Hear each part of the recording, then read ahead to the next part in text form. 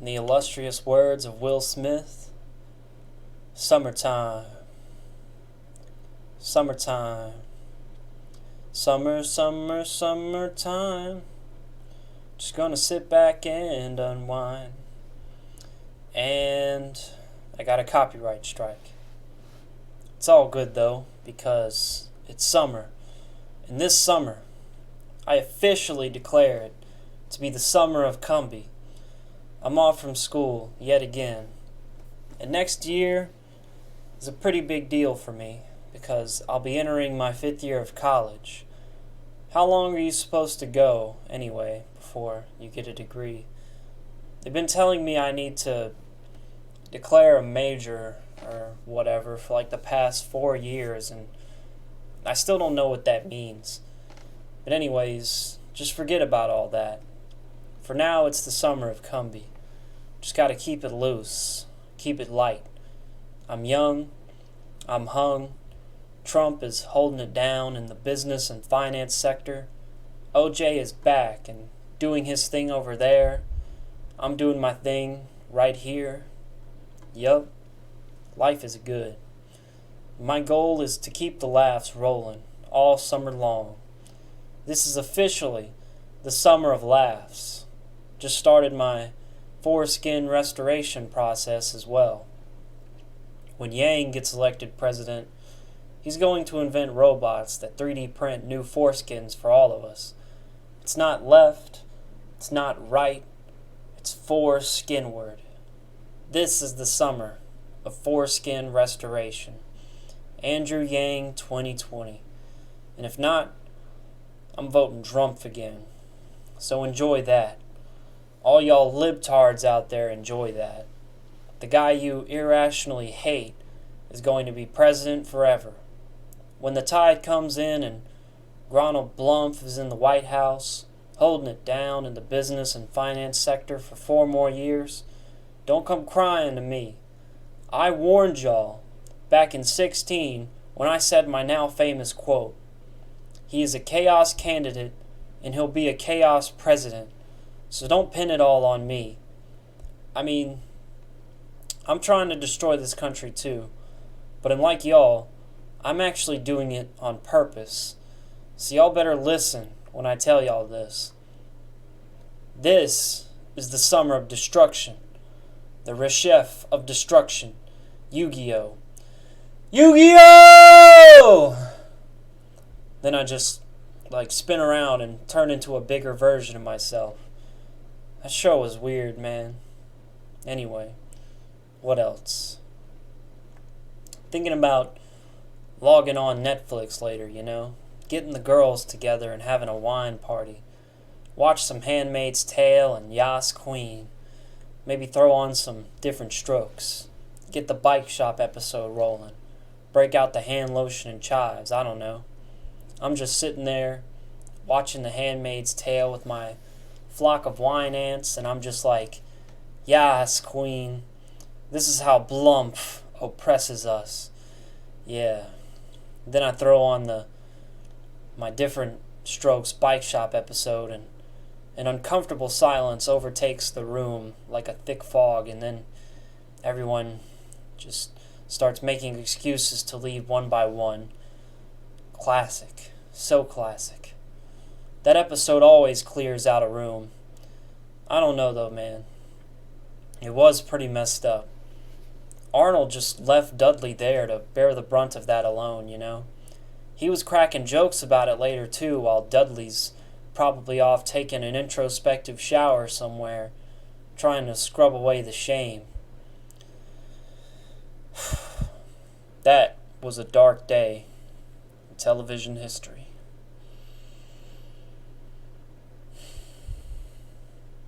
Anyway, so what else is on the agenda for the summer?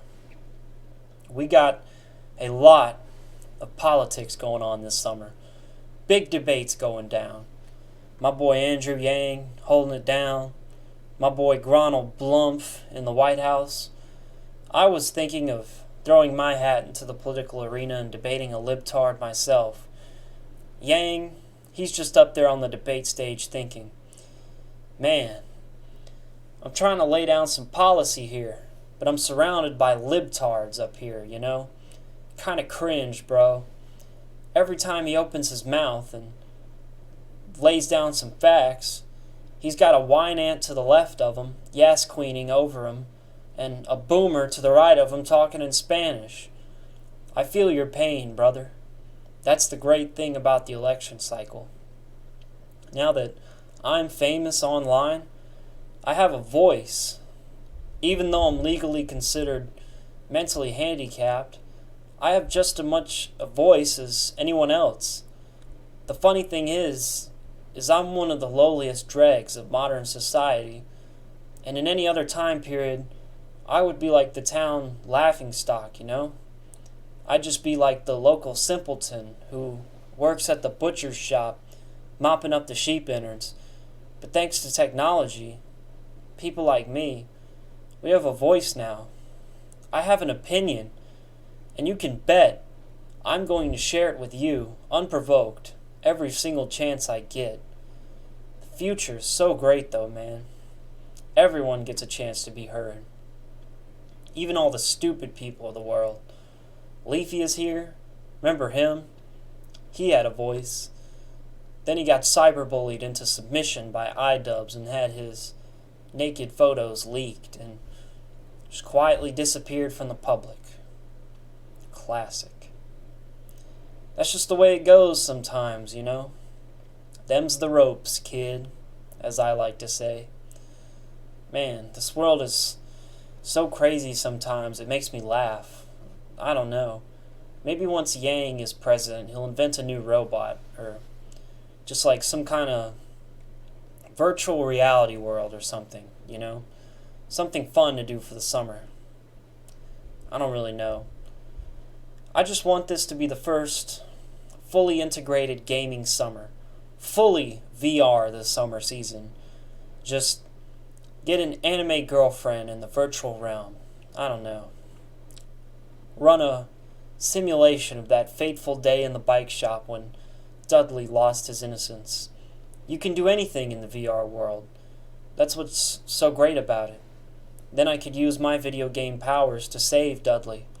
Just jump in there and shard a Tetris block at Mr. Horton's freaking head and grab Arnold and Dudley and fly away in my Tanuki suit. That would be so metal if I did that, though. Man, I fantasize about stuff like this all the time, you know? People talk all the time about what they'd do if they could go back in time. Some people would stop Hitler. Some people would tell Hitler to stay out of Poland. Me? I'd go back to that bike shop and just lay down the law. Just assemble a cinematic universe team full of 90s sitcom characters and go around the timeline solving all kinds of problems. All the problems of history in 30 minutes or less. Yeah. I think about this a lot. Picture this team, okay? This is what I'm thinking, alright? We got me, basically in the Winter Soldier type role. Young, hung, renegade. We got Uncle Phil as the Nick Fury leader. Sniper? Good man, good cop. I'm thinking Carl Winslow. Uncle Jesse from Full House to bring the rock and roll factor. Alex P. Keaton, the intellectual of the team, of course. Man, though, imagine that. A pre-Shakes Michael J. Fox, time-traveling like he's Marty McFly, but fully in character as Alex P. Keaton, just dropping red pills through the ages left and right. I mean, I'm pitching a dang tent just thinking about this. I really gotta write all this down later. Hollywood, they should be paying me to come up with this crap. This is gold. Gold, Jerry! Yeah, I should put in a Seinfeld character in there too, now that I get to thinking about it. Everybody probably expects me to say Kramer or George for that one, but I'm going to hit y'all with a wild card right now. The waitress portrayed by Lee Garlington from the 1989 pilot of Seinfeld, back when it was still called the Seinfeld Chronicles. Decaf left, regular right, decaf left, regular right. Classic scene. Fun fact though, that waitress character was supposed to be a recurring role throughout the show, but was later cut entirely, and then eventually rewritten as a little character you might know as Elaine Benice, portrayed of course by Julia Louis-Dreyfus, who would go on to win an Emmy for that role. But yeah, you'll only find the Lee Garlington scenes on the bonus footage section of the original Seinfeld Season 1 HD DVD. Now notice there, I said HD DVD instead of DVD, and that's right. There's a difference. Only the HD DVD includes all of the deleted scenes from the pilot. But here's another fun fact for you. The box set of the Seinfeld Season 1 through 9 DVD's Season 6 DVD includes an entirely different commentary track for Season 6, Episode 2, The Big Salad, from the standalone Season 6 DVD released 4 years prior. And this is all because a fire at NBC's studio destroyed commentary tracks, the original negatives, not only to a number of the DVD tracks for Sitcom season compilations, which back then were all done on reel-to-reel machines, but it also destroyed years of archived Tonight Show with Johnny Carson footage, which is now considered the holy grail of lost media. So yeah, I'm thinking we throw Punky Brewster in there and call it a team. She had a few drug problems in the future, but she'll be alright. And of course, Raymond, from Everybody Loves Raymond, makes the team, but I think that just goes without saying. Thank you. Yep, what else we got cooking for this summer season? This video, it ain't over yet. This video is far from over, so don't you dare click off of me. Not one of you. I see you. Alright? You're going to sit here and you're going to listen to my endless nonsense, like Trump sat there in the White House and listened to Kanye West. He was talking about chakra and dragon crystals for like 10 minutes. Yeah. All summer long, baby. Summer of Kanye. They told him backstage to take that hat off. He didn't listen. And now he's got to pay the price. Them's the ropes, kid. By the way, you may have heard me say that a few times throughout this video now. And that's because, them's the ropes, kid, is one of my new catchphrases I'm trying to sprinkle into my videos here and there from now on. Just kind of my own spin on what you talking about, Willis. Kind of want to get my own bike shop moment hooked up so I can drop a them's the ropes, kid, on the poor sap I leave behind. Oh, you weren't smart enough to get out of there, and now you have a psychological scar and dark memory to suppress and resurface when you're 46, trying to figure out why you can't get it up for your wife? Them's the ropes, kid. Drop it on him just like that. Classic. Nah, though. You know what? Mr. Horton, he wants to snap some shirtless pictures of me? Alright. Can you blame him? Sun's out. Guns out, baby. Took me long enough. Dudley, you go on ahead. I'm staying right here, and I want a copy of those photos when you're done, Mr. Horton. Show me the funny cartoon with the naked people. I'm ready to do some big boy things. Then it's like I show Mr. Horton hentai from the Rule 34 homepage, and he gets more freaked out than me. We got technology now, old man. And then he's just crying like, I don't want to fap to Judy Hopps. And I'm just like, sorry. Them's the ropes, kid. And scene. Man, I can't stop. I just can't stop going back to the bike shop in my head and playing out all these scenarios. But yeah, Dudley, he got dabbed on. Nothing we can do about it now. TTRK. Just thinking about shortening it up like that too. Getting some TTRK bumper stickers going.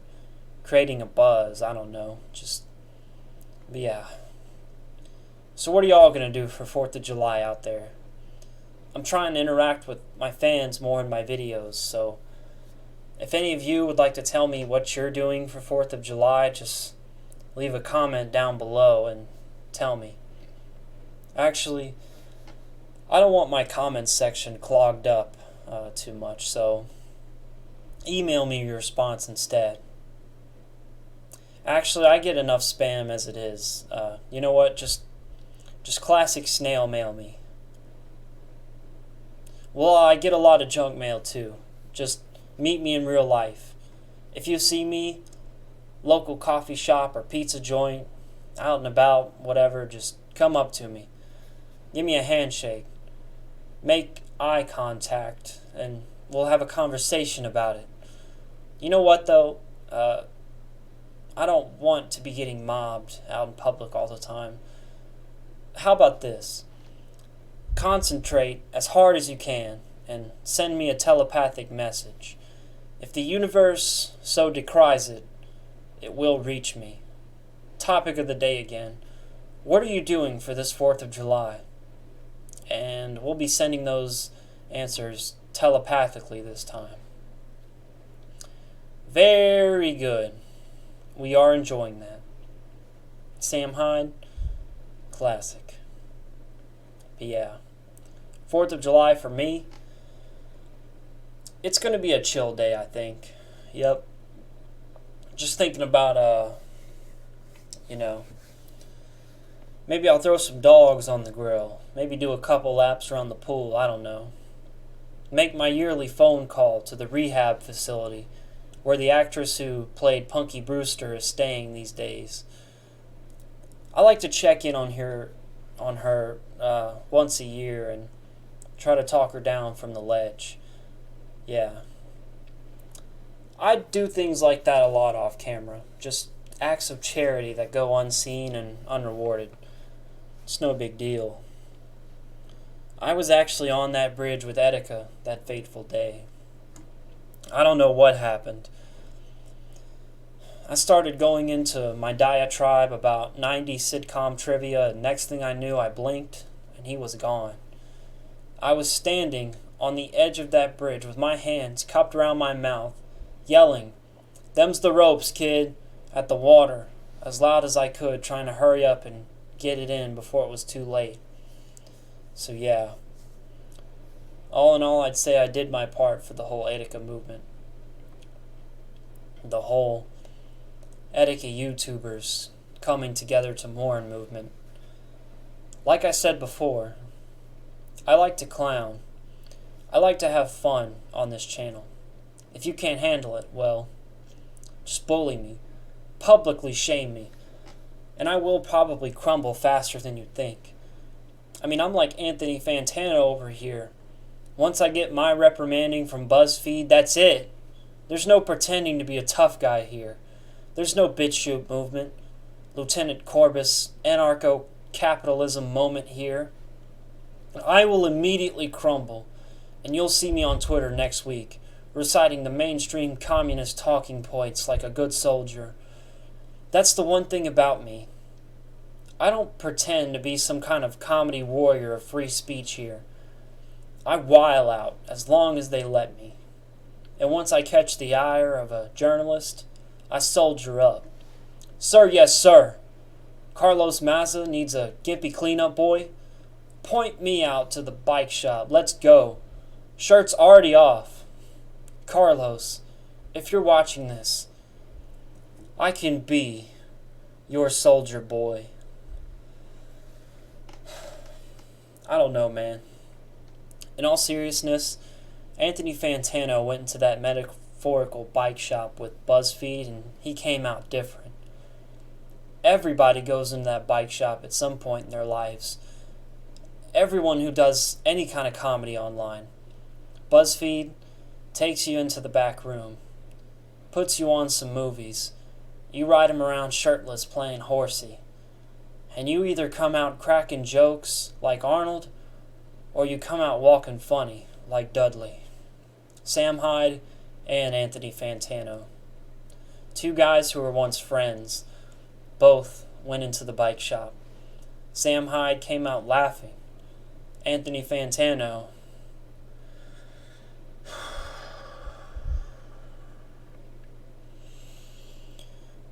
big TTRK on that one.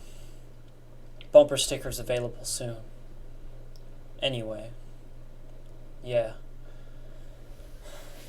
I've been talking for so long here.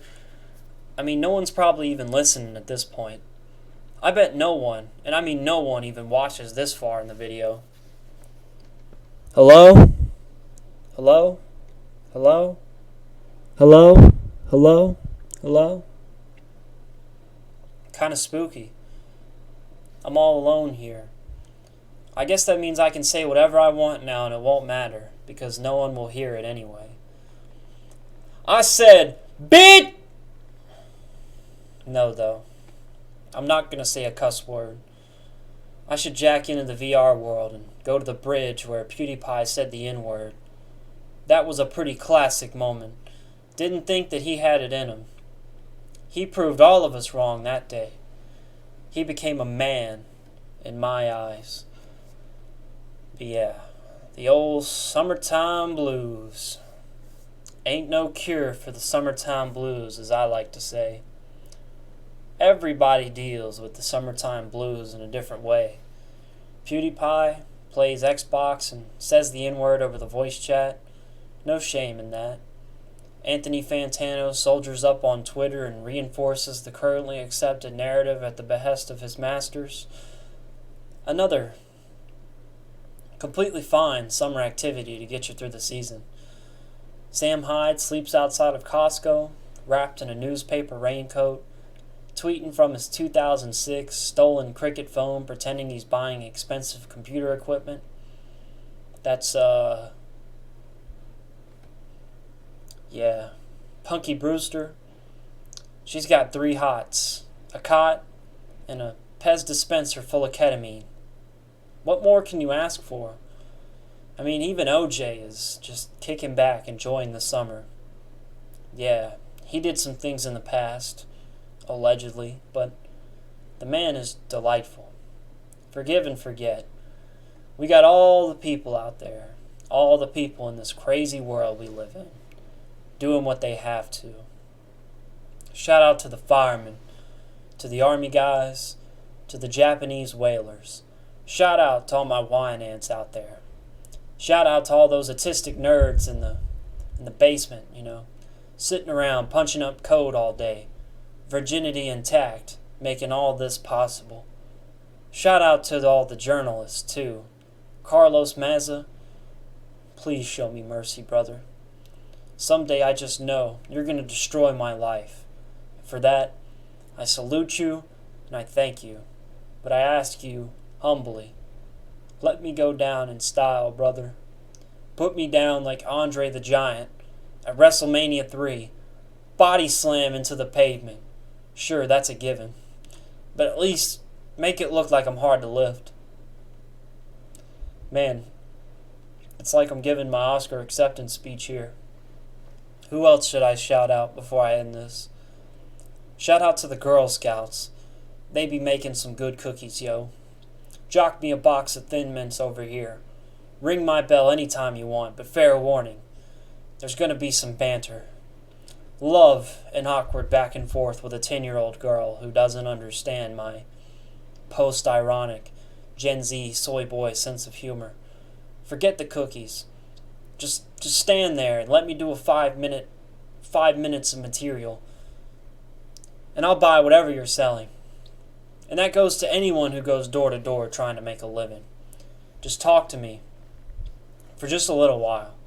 Let me feel something. Treat me like a person. I'll pay you money. Shout out to my therapist.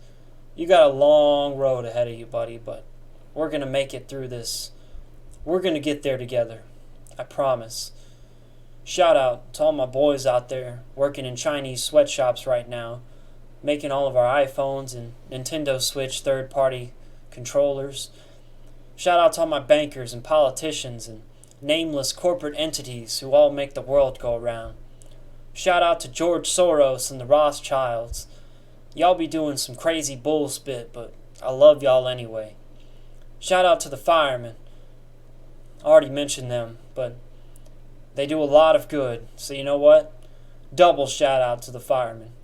Shout out to Martin Shkreli and Austin Jones and all my boys out there breaking rocks in the hot sun and duct taping their cheeks together in the communal showers. You made mistakes. You got caught.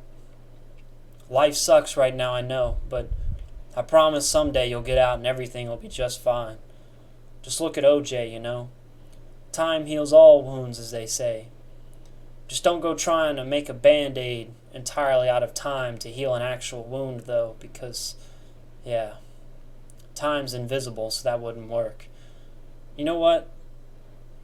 How does time actually heal a wound if it's invisible and can't actually be condensed into a pill? Forget about time. Just get a Pez dispenser full of ketamine and you'll be alright. Shout out to my mom and dad for getting it on freaky enough so the condom broke and I get to be here. If I could go back in time and watch my own conception as a Christmas Carol style Scrooge McDuck ghost, I'd have about one thing to say, and one thing only, and that's give it to her good, old man, because I got a lot more to say than that, actually. And I can't do it unless you fire one off right now, Hente style. Give her the jackhammer, Pop Pop. Give her the jackhammer, the tentacles, whatever it takes, and spawn me into the game, because I'm ready to live. I'm ready to party.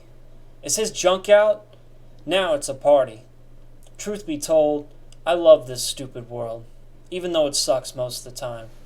If there was no world, there'd be no 2009 Dark Horse Comedy of the Year Couples Retreat starring Vince Vaughn, and that ain't a world I'd ever want to live in. That's the way I look at all of it. And if anyone's watching this still, shout out to you. You've earned it. Just go live. Just go live. Go outside. Be a kid.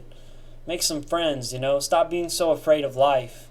What's the worst that could happen to you, really? The absolute worst. You get kidnapped by a psychopath and brutally tortured for years. Have all your arms and legs cut off. You're kept alive by machines, not allowed to die.